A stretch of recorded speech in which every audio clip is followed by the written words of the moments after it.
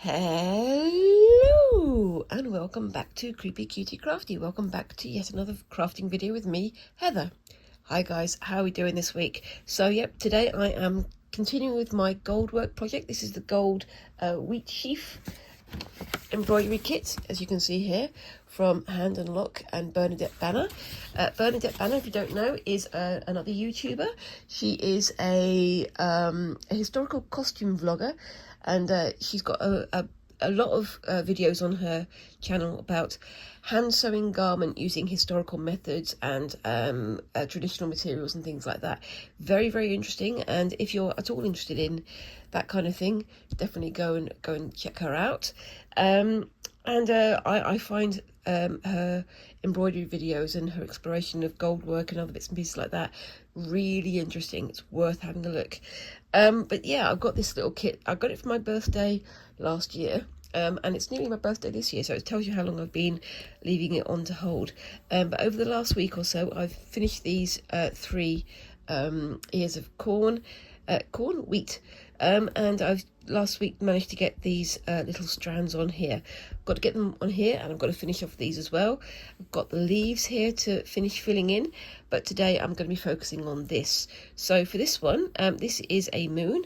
It's on its upside down, so it's a bit hard to see, but I didn't realize there's a little star there as well that I've got to fill in, but I'll do that after I've done the rest of it.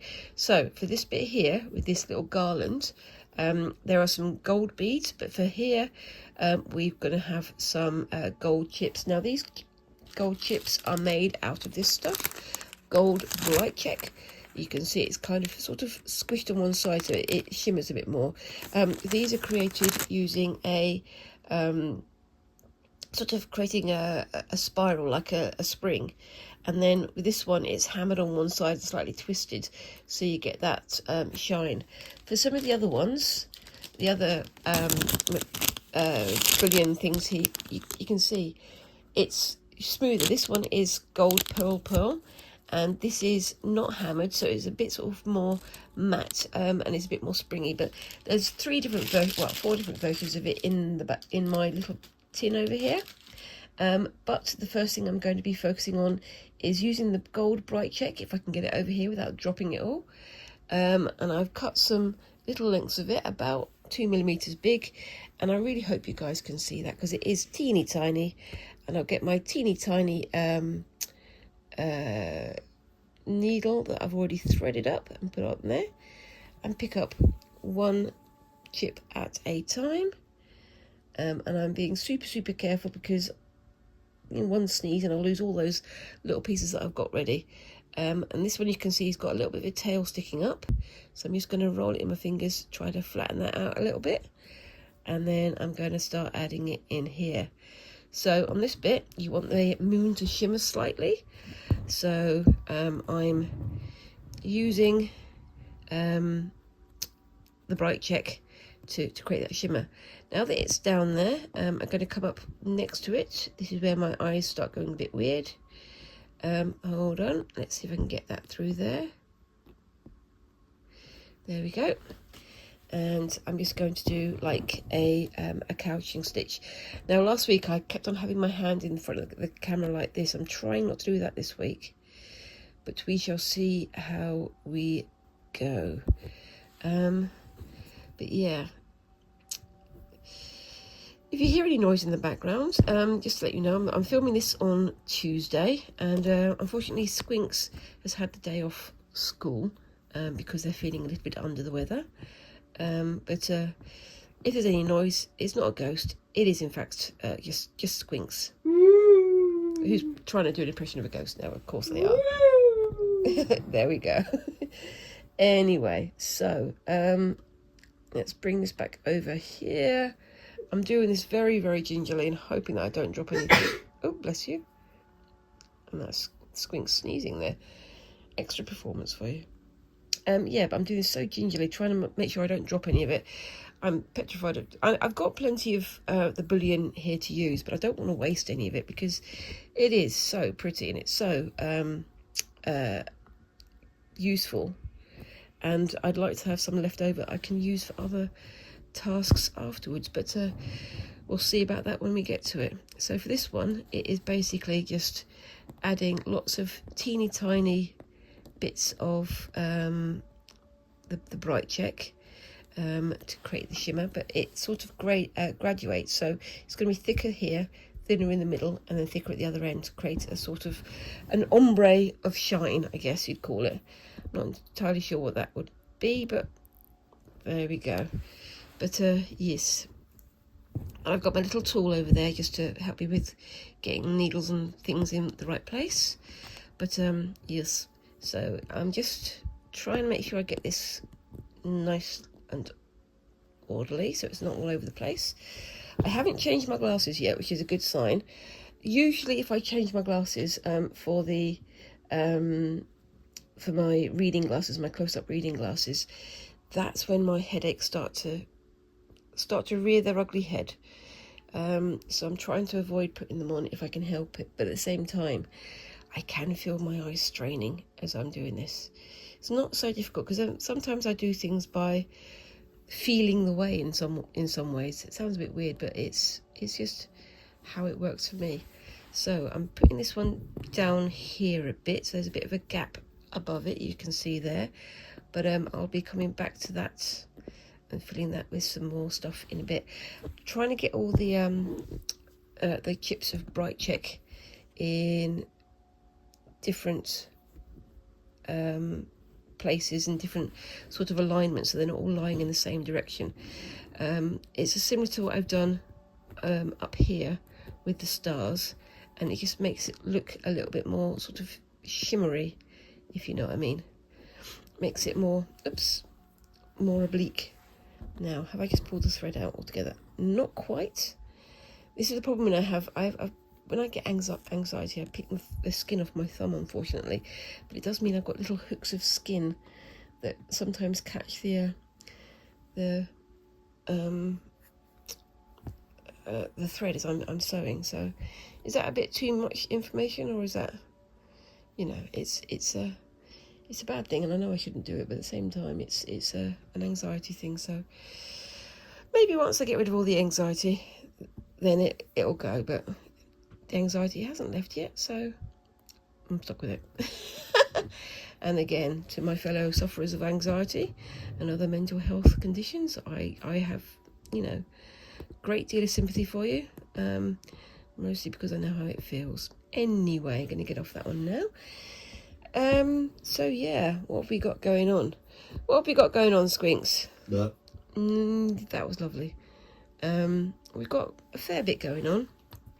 As I was saying last week, we're sort of trying to gear up for Squinks' 16th birthday, and I'm hoping that we can do something nice for you. They've asked if they can go to Alton Towers again. Anybody in the UK will tell you that Alton Towers is kind of like the big, what's it, a theme park? Yeah, it's a theme park. Couldn't remember the word for theme park for a second then. But it's got some of the world's record-breaking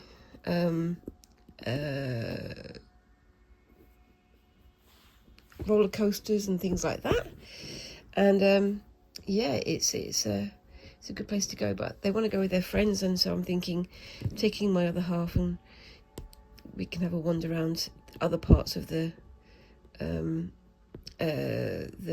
theme park whilst Squinks goes off and has some fun. But we'll see how we go with that one.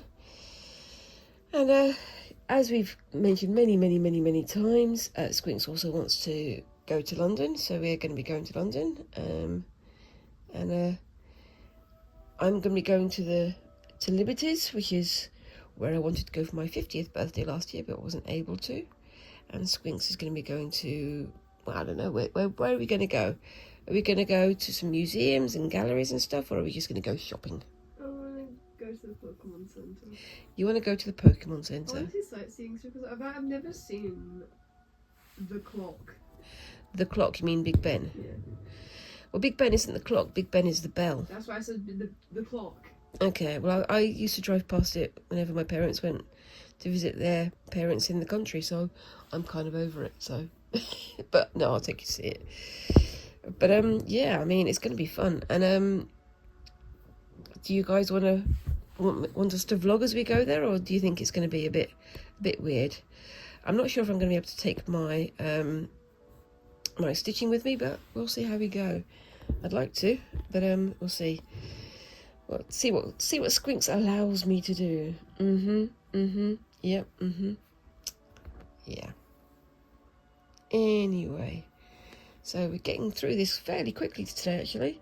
A lot more quickly than I had expected. So I'm going to, once I've done this little bit, I'm going to add some beads onto the swathe there, but that probably is going to have to wait until after I've threaded my needle. So that one has just twisted itself around, and that's where I get my little tool, my little Mela tool, and just flip it back up. And yep, I'm doing this left-handed, so it's a bit squinky, but there we go. And then I'm going to come back in,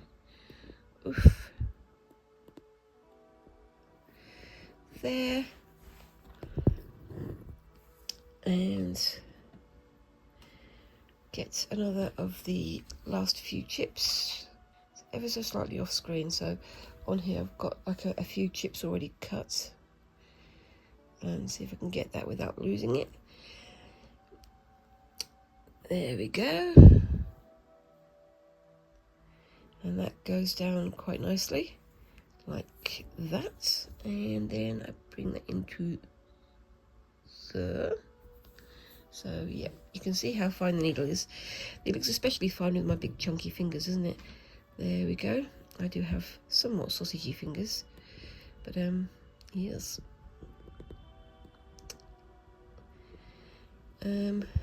Oops, daisy. There we go. Hooky skin is pulled through the needle again. Pulled through the thread. There we go. I should really use like a hand cream or something of that nature, but I don't, because I don't like the feel of the sort of oiliness on my skin. But it's personal taste, I suppose. But I should really do it, you know, especially if I'm doing more embroidery type things like this. But yes,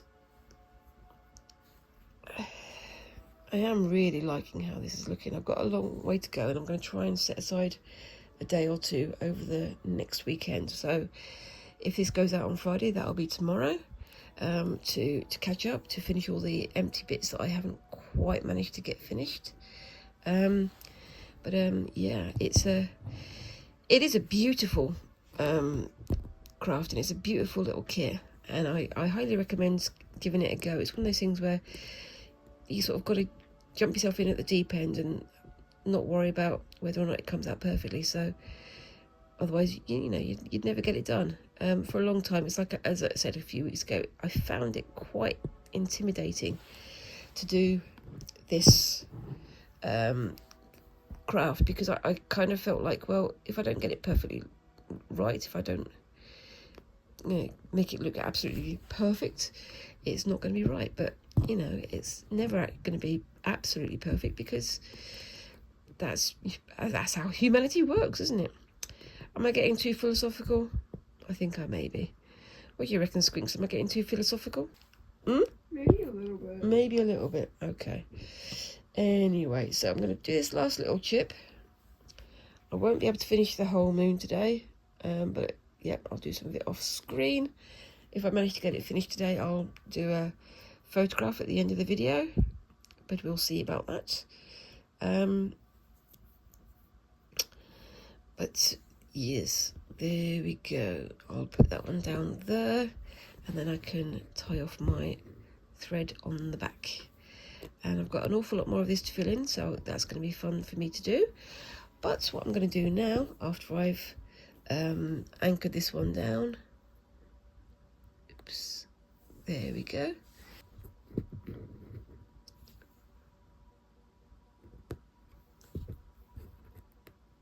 is I'm going to turn it over and tie off the thread, and I'll be back in a few seconds, so I'll see you in a bit. Okay, so I'm back, and I've got my needle threaded, and it's already into the cloth.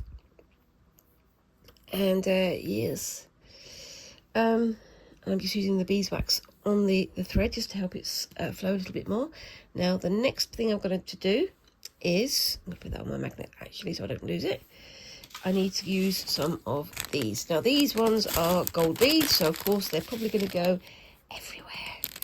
So just excuse me 1 second, I'm just going to quickly open it off screen. So yeah, now I could pull these out onto the velvet cloth, as you can see in there.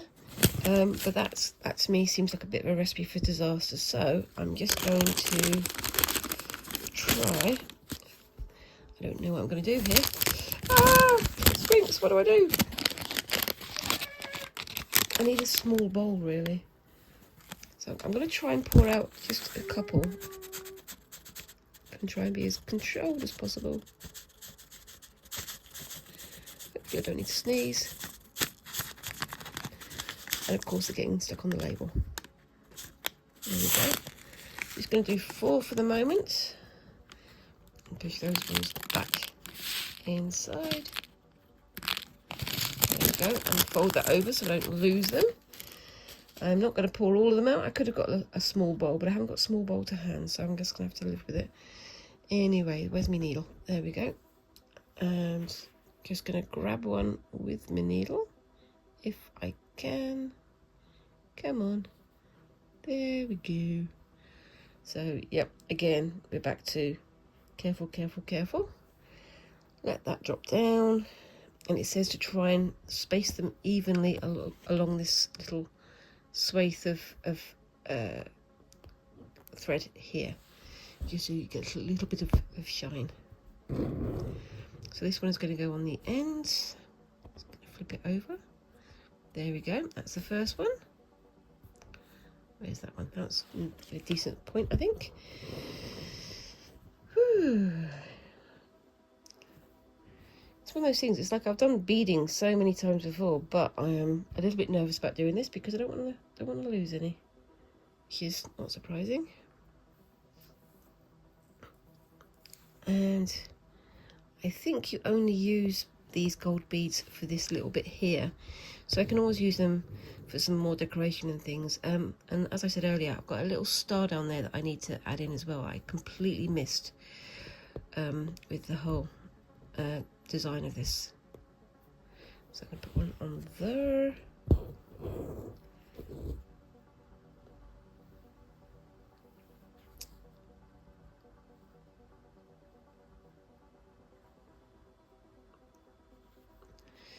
There we go.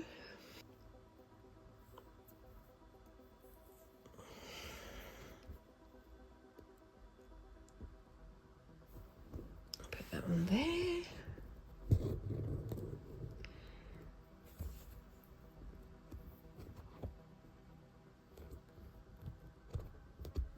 Let's twist it around a little bit, so let's just untwist it.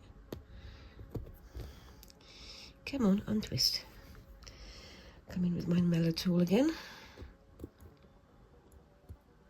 There we go, that's better. It's just going to have to stay there, I think. It's not quite where I wanted it to be, but that's fine. And I can just do a second stitch through it.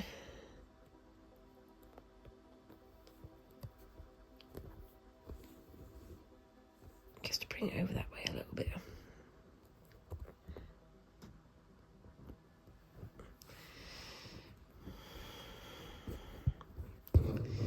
So yeah, what else have we got to talk about? What else have I got to talk about? Yeah, last night, typically of British weather, we had horrendous, well not horrendous, it was just very cloudy last night. And last night we had the Aurora Borealis going over again. And we had lots of people across the country sending in absolutely fabulous pictures, but unfortunately I'm in an area where there's quite a lot of light pollution and a lot of cloud last night, so I didn't get to see any of it, although I saw some of the pictures that other people sent and they were absolutely fabulous. But as I keep saying, there's always going to be next time, isn't there?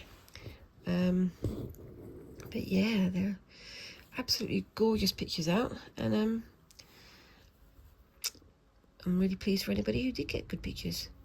Just because I didn't get any doesn't mean I'm going to resent anybody who did. But maybe next time. Did you get the Aurora Borealis where you were? I'm hoping that if I go out tonight there might be some, but I'm not going to assume, because I think they come very, very rarely. I mean, not super far north, but far north enough that we should be able to get some from time to time. Okay, so I'm going to try and do it on the non-sticky side this time. Let's push that one back over. Okay. And closes up. With this one, it's very much a case of slowly catch your monkey, rather than rush it all through and lose all your beads. And this is the very definition of slow stitching, I think, because, well, in my case anyway, I can't work super fast on this because my eyes will just implode on me. They'll start leaking out of my head or something like that. That's a very weird image, and I'm very sorry for that, but yeah, that is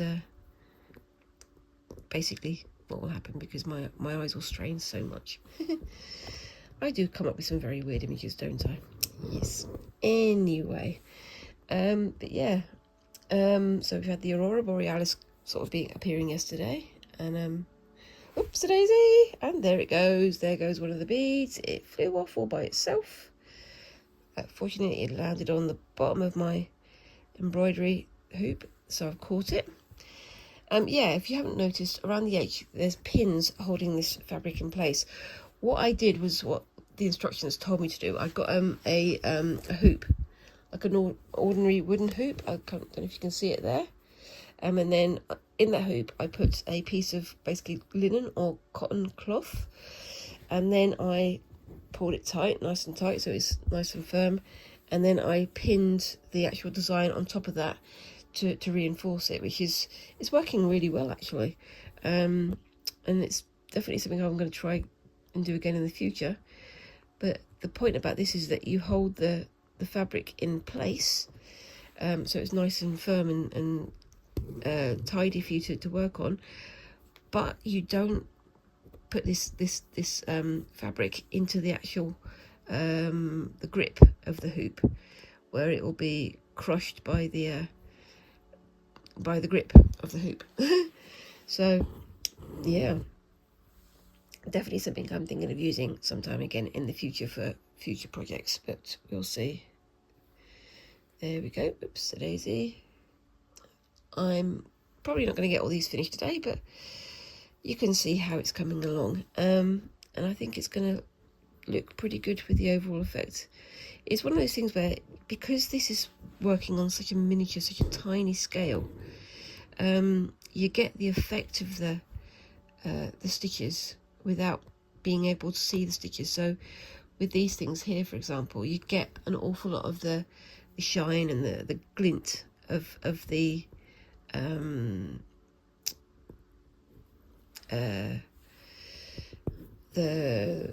bright check, without actually being able to see the individual beads or the individual stitches, which it's not quite an optical illusion, but it's close enough that it gives an effect without giving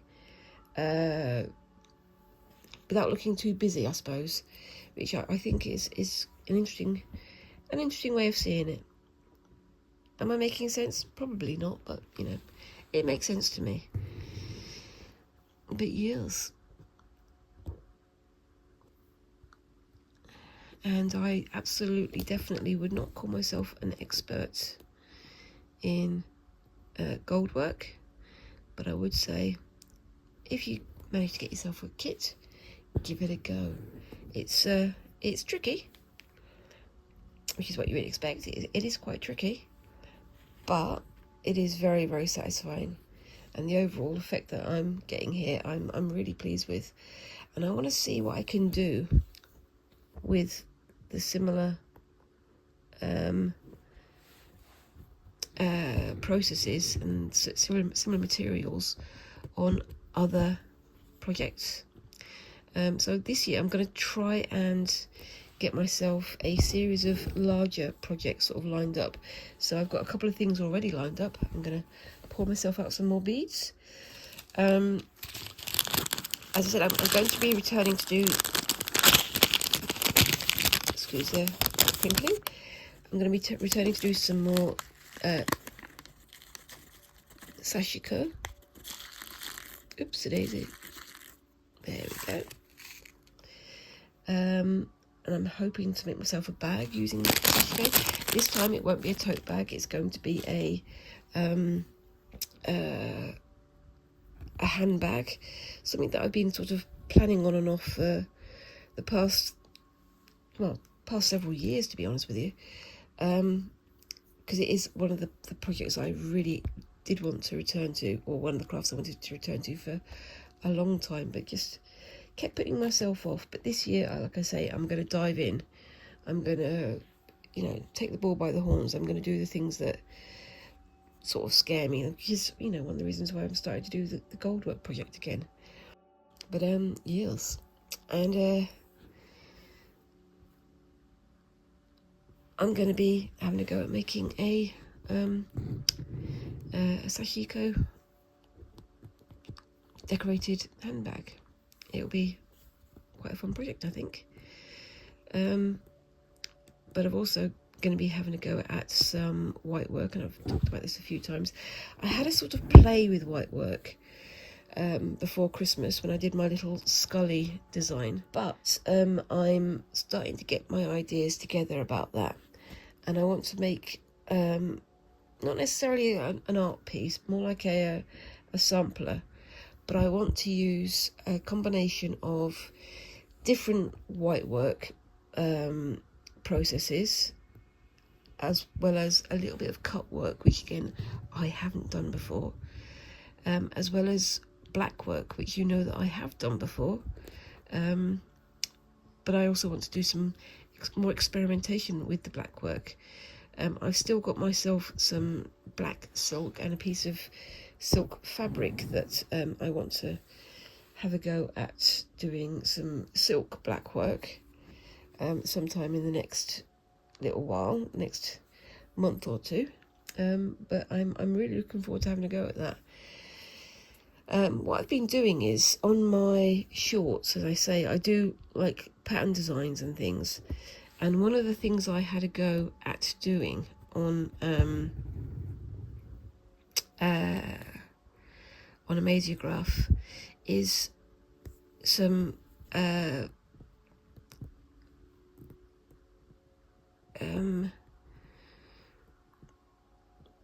designs for black work and designs for white work. There was the pattern that I created just before Halloween. Again, I'll put the picture up on the screen here so you can see what I'm talking about. And that was something that I wanted to create with, again, a combination of white work and black work.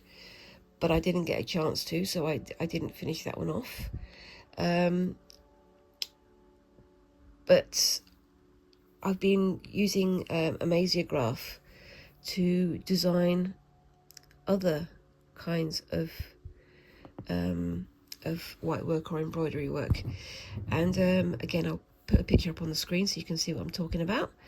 And I really like how they're looking, and I really would like to use Amasiograph to create an embroidery pattern for me to do in my white work / black work / cut work project. So it's going to be fun.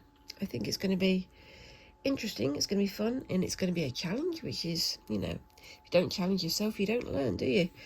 And that's definitely what I want to do. But yes, so let's just get this oopsie-daisy last 2 beads done. I've got maybe 1 or 2 more beads to finish, but I'll do those off screen because I'm going to need to get onto my next part of the video. Okay, so let's just get this last one on. I may have squished up the beads too close together, but I don't mind that. I'm sure you guys don't mind that either.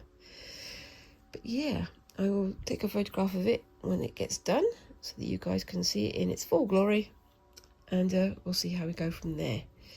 But I really do like this pattern. I know that it was designed to be paired with another goldwork kit as like the front and back of a silk hanging sort of pouch type bag that I think would be lovely to have a go at, but I would be so scared of bits of embroidery, bits of the goldwork being knocked off, just because that's where my brain goes. Anyway, so I'm going to pause it there and see what you think of that one down in the comments, and let me know what you think of this project so far. I'm really pleased with how it's going. I am very much of a fumbler with it. I'm not quite got everything right, but you know what? It's my first time. I'm not going to beat myself up about it, and I'm definitely learning lots of good ideas and good techniques for the next time I do something like this. Anyway, going to sign off for a second, and I'll be back in a second for the next part of the video. See you in a bit. Okay, so I'm back again. Now I'm having another go with the pin loom and using the skewer to do a triangle. You don't actually have to use a skewer. I'm just using it to keep the tension so it doesn't all pull this way. I've got this yarn, which is kind of a felted yarn. It's got a little bit of give to it, but not a huge amount, so it's fairly forgiving. And I'm using a different method to wind on. This is more similar to the sort of diagonal method that I used previously. I'll see if I can put a link to that down in the comments or in the description. So this one goes under. Now, if you notice, I'm keeping the feeder thread in the center and then trying to make sure that I get this nice and tidy, because it is a bit of a mind mess, because trying to get this put down and keep myself focusing on 14 different things at the same time. I think I may have missed a stitch as well. I think I may have done, actually. Let's have a look. So yeah, missed a stitch there, so I've missed a stitch on the other side. So what I need to do is bring that back out. Unlike the sort of pull through one that you do on the straight, this one isn't quite so forgiving, so if you do get it wrong you have to undo the whole thing. So this one here, oops-a-daisy, needs to go back up through there. Okay, so I'm putting it back through there so that I can have it sort of semi-tidy, but then you've got the problem of having this on the wrong side. So let's see if I can work out what I'm doing with that. It's a bit of a confusing model, so I'm going to try and take this out again, because I did manage to get this doing the other day, but my brain has decided that it doesn't want to remember how it did it. So I think I need to go back through there and do the same on the other end. So let's do that, going through to there, and then that one comes back down into the middle and puts it all through there. Yep, that's it, that's better. And then that goes up to there, that goes back to there, and again keeping this in the middle. So then this loop here goes back over, under, over and under. And at the moment it's fairly loose, so I can just do it with my fingers. I don't need to use my little hooky tool, that's fine. And then that one goes over that way so I don't get looped up, and then you go over there. Hope you guys are getting this. It's a bit confusing, but yeah, it's basically trying to do it in one continuous strand, very similar to when I had it on the diagonal, and then I was pulling it through that way and building it up that way. But it is one of the things where you're gonna have to, well, I've had to try and get my head around it. I've restarted this video 2 or 3 times because I couldn't quite get going on it, but you know, it's again a learning curve, and we don't mind learning here. I do mind missing a loop though. There we go. So that goes to there, and then make sure that's on the inside, and that goes to there, and you can see it's starting to come together. Yes, trying not to put it too tight, but pulling it fairly tight so it does gather to itself a little bit. Yes, so let's do the next one. So the last one was under, so this one's going to be over. It's more in keeping with traditional weaving, because it's trying to keep this, you know, over under thing, this warp and weft thing happening at the same time. It's why it's called continuous strand weaving as well, which I only discovered it was called after having been doing it for over a year now. So there you go, literally you do live and learn. But I do find it very great, engrossing and very engaging, and it's quite portable as well. So if you've got yourself a little square like this, just take it out with you. There are like little sort of almost like toy kits called zoom looms that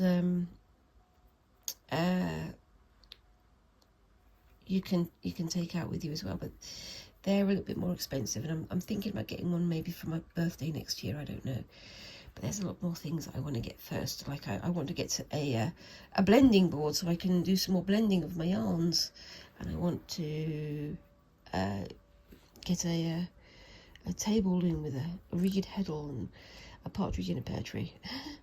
But yeah, you can only go with what the space you've got. What's the space you've got, can't you? Yes. This skewer is pretty good. However, it does keep trying to move to the left or to the right. It's got a bit of roughness to the surface. You can hear that, so that it grips onto the thread. And I guess that's how you sort of grip onto your meat or your vegetables when you're using it to cook. What people have been doing is getting an elastic band and wrapping it from one end to the other just to hold it in place. But then you've got another elastic band to get in the way of whatever it is you're doing. So yeah, I don't know. It might be a good one. Might not be. I don't know. There we go. So bringing that one through, and I might even be able to get this one done in my half hour. We shall see. And that goes to there, and then that goes to there. There we go. And then under again. It's an interesting one, and I'm hoping I'm going to be able to get enough of these triangles made that I can start constructing my little scarfy scarf at some point in the next few weeks. I don't know. I'm going to try and catch up on this and on my gold work, obviously, off screen. It does feel like a bit of a mental shift from doing super close work with the gold work to doing this, because it seems like a sort of chalk and cheese type of situation. But you know, I suppose both of them have valid places in the pantheon of embroidery, or in the pantheon of fabric making. And I think they're both great fun, and they're both very engrossing. Definitely very engrossing, and very enjoyable to do. But it's one of those things, isn't it? Again, we were talking about AI last week, and I was saying that various YouTubers, especially creative YouTubers, have started pointing out the problems with AI and with having AI creators out there. And I was talking about Jazza, and I think his attitude was very similar to mine at the start. I was very much kind of, oh, this is a pretty thing, it's very exciting, and I wonder what we can do with it, and so on and so forth. But then I started to realise that the stuff that was coming out was biased towards the majority of people who are using it. So you've got lots of quite sexist and discriminatory things coming out because that's what people were asking for. And then you've got this thing of, you know, what's it called, grok on what used to be called Twitter. Yeah, that was not ideal, especially as it's been, you know, being used to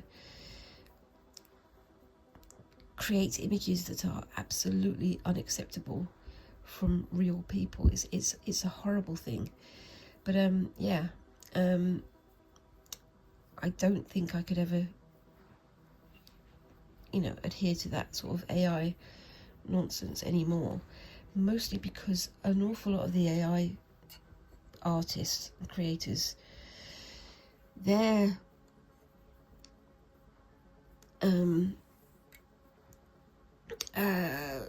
attitude has seemed to be, well, I don't have to make it anymore, I don't have to spend time learning a skill and working out how to make this and that and the other. I can just, you know, save time by creating an image that is what I want there and then. And it's like, well, that's great, but for an awful lot of creators, it's not just the finished thing that's the goal here. There are a lot of creators who create simply because they enjoy creating, and I guess for an awful lot of us, we'd never ever expect to be like serious artists or anything of that nature. We're just enjoying the process, we're just enjoying learning how to create using using our own skills and our own time. And it's that time, especially when you're doing things like slow stitch, that is the most valuable. It's you know, I know I'm not very much of an airy fairy type person. I don't sort of ascribe to meditation and inner peace and all that sort of stuff, but it is very useful for centering yourself. And even when you're not creating groundworks, every little achievement becomes an achievement. I mean, when I'm doing my gold work, as I've said many times, I am not you know, well practiced gold worker, and I have absolute respect for people who can create in that style. But every time I got a bead in place, every time I got a little piece of the chips in place, it was a victory for me. It's something that I enjoyed because every little bit of it was an achievement. Right, now I'm going to come back in with my little tool here. But I think that's one of the things that the AI folk are missing, is it's not necessarily about creating a beautiful image or creating a perfect image. It's about expressing your feelings, and it's about working to clear your mind and to have a connection to history. I mean, it's have a connection to the world. I mean, when you're doing gold work and black work and all these bits and pieces, you're thinking of the history of artisans who have created hundreds and hundreds of years ago, and how they were creating and how they were working to candlelight or to gaslight and still creating these beautiful pieces of absolute pure art that is almost dismissed as, well, it's a craft, well, it's just a dress, well, it's just embroidery, it's just. And there's no just about it. The significance of each of these little bits and pieces is huge.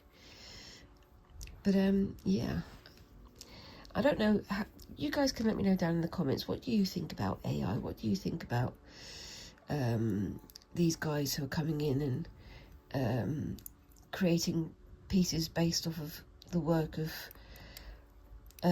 artists who've been working for centuries, decades, you know, years and years, getting their skill down, getting their creativity down, getting their ideas down, and then have someone rework it in seconds to something that really doesn't make sense. I don't know. I just can't see the value of it. I cannot see the value of it. And I mean, I did start talking about Jazza last week, and he was pretty much just saying the same thing, that, you know, after thinking that AI art could be good and seeing all the fun things that people were making, suddenly realised that those fun things weren't actually good. They were sort of soulless, they were sort of empty. And again, I go back to what I said last week about the comparisons with fairies and the idea of glamour. You count the fingers, you count the teeth, and you find out whether or not that thing is real or not. And if it's not real, then walk away, because it's not going to be of any value to you. It's not going to be of any value for the future, for history, for whatever. Now I've come to the last bit, so I've got the last hook here. So what I normally do is I take this and I go around the outside 4 times, but I'm going to do that only 2 times. You know me, I do 2 and a bit, or 2 and an extra. So that's 1, 2, and a big bit. Just bear with me 1 second, and let's get my shish, and I'm gonna do a snip. There we go. Excuse me, got a bit of a sniffle again. Like I say, tried to see the Aurora Borealis last night, and it was not visible because of all the cloud. And we've got all the cloud, all the dampness, all the cold air coming in. It's not great, but you know, it's a good excuse to come inside and do some yarn work and some weaving and some other bits and pieces. Talking of which, I've also got to get back on with my yarn spinning, which is something that I've left by the wayside as well. But I'll be hopefully doing that in the next week or 2 as well. But I want to get this scarf done. This scarf, this pin woven project, was one that sort of jumped out at me. It accosted me in a dark alley. I wasn't expecting to do another pin woven project so soon after doing the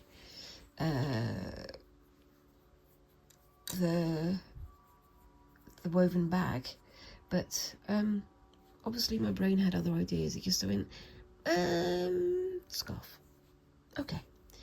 And I figured, well, I've got lots of small pieces of pin woven squares already set out, so I might as well use them. Right, so that looks a little bit uneven, but it will even itself out when I pull it out of the loom. But if I pull that out now, it's just going to come undone. It's going to put itself undone. So what I'm going to do is I'm going to start weaving it round. Don't know if I'm going to use this. I think I might actually use my chenille needle, and I do have here somewhere a yarn threader, which I didn't even know these things existed. So again, I'm learning something new, and it's making things a little bit easier, because as I say, my eyes are suffering at the moment. I don't know if it's an added effect of my sinus is going crazy because it's winter, or is it just because I need to go and get my eyes tested again?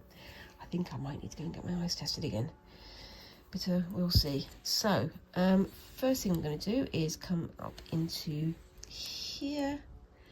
What should I do? I think I'm going to do what I did on the other one. I'm going to try and do a double back stitch going around the outside edge. So like that, just going in and out, and trying not to get myself all knotted up, because that would be a bad thing. And yes, see how we go with that, because I did this on the square one, and the double back stitch actually looks quite nice and holds it quite firmly. So we'll see if that works. This is, again, me experimenting and trying things out, and I'm sure that there are other expert pin loom weavers and continuous yarn weavers out there who would do a much better and much more professional job than I am. But I'm not going to worry about that because I'm having fun doing it. So, yep, that's just me. Anyway, so yeah, AI. I have seen artists sort of turning around and going, oh, well, I use it to get some ideas for my work. I'm thinking, but getting your own ideas is kind of what you're doing when you're doing the prompts. Work from your own prompt rather than working from what a machine sees in your prompt, I think. But I don't know. Again, I'm willing to see the other perspectives, but I just cannot see the value of it. And as I've said before, I know you can have machine-controlled weaving, and I know you can have machine-controlled knitting and other bits and pieces, but I have yet to see a machine make a blanket that's an AI designed blanket that was comfortable. It's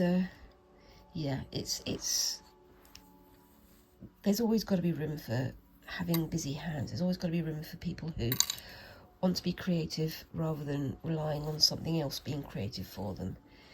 And it's an interesting one. And unfortunately, I mean, I've seen some not tech research, but I've seen some scientific research saying that people who are relying on ChatGPT or on all of these AI writers and editors and things are losing mental capacity, losing mental ability, which is kind of horrifying. And if we're going to live in a future where we're all reliant on computers to do the writing and the thinking and the reading and all this stuff, I do worry about the future of humanity, I suppose. It is kind of scary. Especially when I think that maybe AI will start thinking for itself at some point. I don't know. Maybe I'm being a bit too much of a Luddite. But again, you guys can tell me what you think down in the comments. Right, so I'm going to go up and under there. Just do a little bit of a twist on the end, just so it's a bit more secure. And then I've got to remember that I've got this row of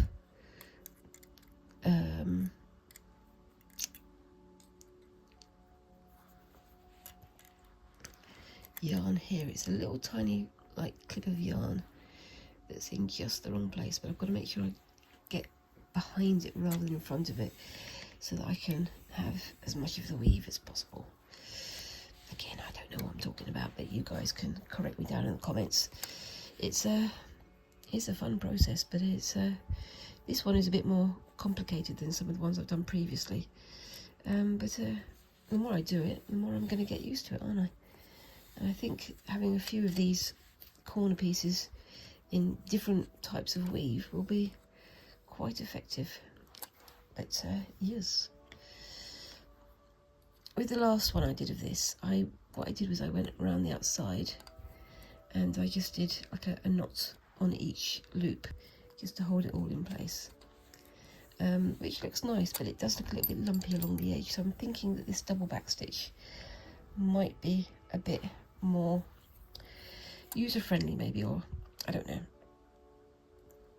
We shall see when I get to the end. Yes, and again, I'll probably be finishing most of this off screen as well, so yes. But yeah, so yeah, I'm every day now I'm checking my subscriber counts, and I'm very, very close to my first 1,000 followers. So thank you guys, and I hope you're enjoying what you're seeing. And I'm wondering whether or not I'm going to get to 1,000 in the next week or so, because that would be a kind of a big milestone for me. I know it's not, doesn't seem like big numbers. It's the first step on my way, isn't it? And I'm very much looking forward to seeing how I can grow from there.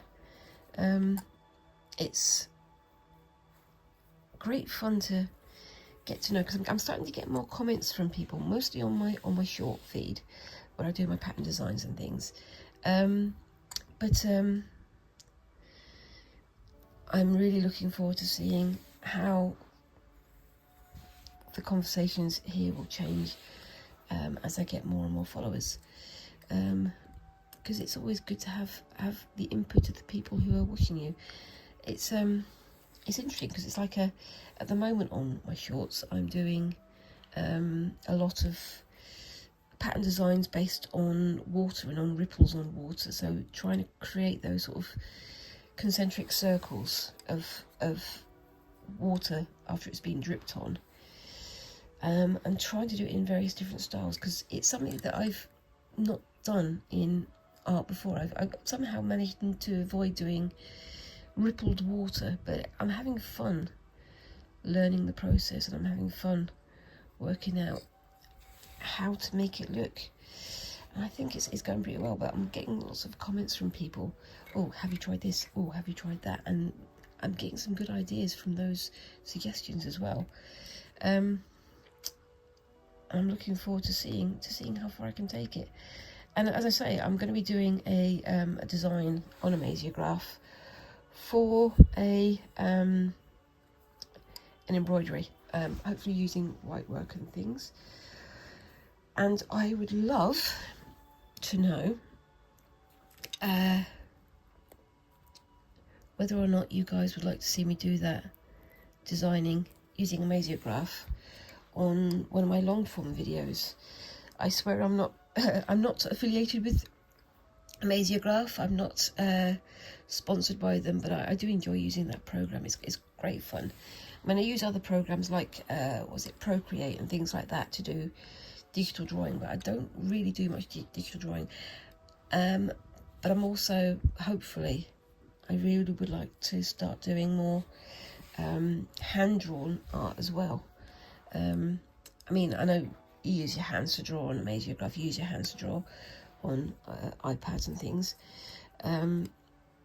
But I would like to see if I can, well, I know I can, I just got to find the time to set up to do more hand-drawn art or hand-painted art, because I haven't done that in a very, very long time. I think I might have gone inside myself there. Yes, I have.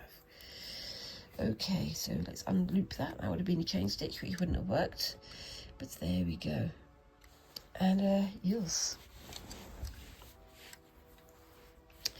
but yeah, I'm kind of flabbergasted that I've got 1,000 followers in the time that I have. So I mean, I started this channel ages and ages and ages ago with Squinks, and then Squinks decided they just didn't want to bother with it, so I started to sort of go off on my own, and so I sort of let it lie for a long time, and then I restarted it again on my own, doing projects by myself. I've still kept the name. I don't know if I want to change it. I kind of feel like it's who I am now, isn't it, really, kind of thing. I don't know. Oops, nope, that's gone through the wrong thing there. That's not where I want to go. Let's try that again. And that goes in there. My gosh, I'm all fingers and thumbs at the moment. And then that one goes in to, oops daisy. See if I can get that gap open there. Oops. Hope you guys can see what I'm doing. There's a little loop on the end here that's a little bit too tight because the skewer has moved. So I'm trying to get in through, oops daisy, through there. That should do it, I hope. I do get myself in tangles sometimes, don't I? And just going to bring that one back over here because that's the tail that I was using before. And then I can bring that one into, oops daisy, there. And then I'm going to do a quick knot using this loop on the end over here. Let's see if we can get that going through. This is one of the problems with sewing with yarn like this, especially with one long continuous strand, is that it does wind up getting very extra floofy because it wants to sort of felt a little bit. It wants to floof itself up, which isn't ideal at all. But it is workable, so I don't mind it too much. So let's get that tied there and do another little knot there. And am I at my half past? I am at my half past. So I'm going to just start this last little row over here, and then I'm going to sign off. So I'm going to go under this time and come in there.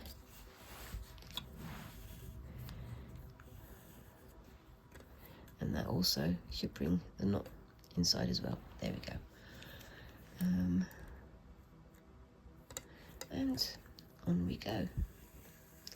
But yeah, let me know, would you like to see me do some a longer form video doing an Amazia graph pattern, so I can just show you my process. I mean, again, I'm not an expert, and I know that other people have their own processes and they have their own particular ways of doing things, and that's absolutely fine. But yeah, I want to see what we can do. I want to see what I can do, and I'm looking forward to having a go at the grand white work project. It's I'm building up in my mind again, but I think it's going to be great fun. Right, so I am going to, oops daisy, bring that through there, and I'm going to sign off there. So it's a little bit floopy, and I'll show you a video, a photograph of this at the end of the video. But I hope you all have a fantastic weekend, and yeah, let me know down in the comments what you would like to see me do in future videos, and have you had a go at these things yourself? Would you like to see me demonstrating my digital art process? I would love to hear from you, and whilst you're down there, remember to like and subscribe and all those lovely little things that help a tiny channel like mine to grow. And I look forward to seeing you in the next video. Thank you very much again, and bye bye.